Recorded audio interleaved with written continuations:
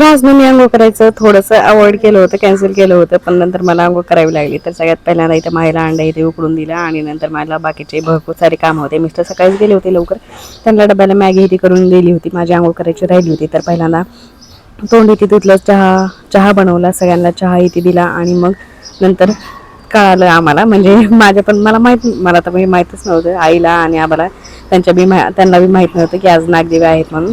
तर ते नंतर लक्षात आल्याच्या नंतर माझं नंतर ठरलं की आंघोळ आज तर आता करावीच लागणार आहे. तर इथं आई आम्हाला मी गोळ्या सगळ्या सांगत होती की कोणते कशाचे, त्यांच्याकडे गोळ्या एवढ्या झाल्या की तेच कन्फ्यूज आहे की कोणती गोळी कशाची म्हणून. तर मी त्यांना ते सांगत होते. आंघोळ इथे केल्याच्या नंतर जेवण केलं.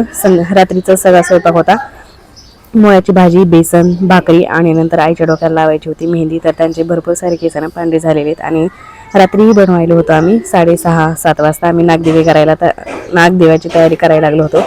पण आमची माई सगळं मध्ये करत होती आणि नागदेवी केल्याच्या नंतरचा दिवे हिती पेटवल्याच्या नंतरचा माझ्याकडनं व्हिडिओ काढायचा राहूनच गेला. जेवण हिती केल्याच्या नंतर सगळे भांडे इथे क्लीन करून ठेवले, सकाळच्या भाजीची तयारी करून ठेवली.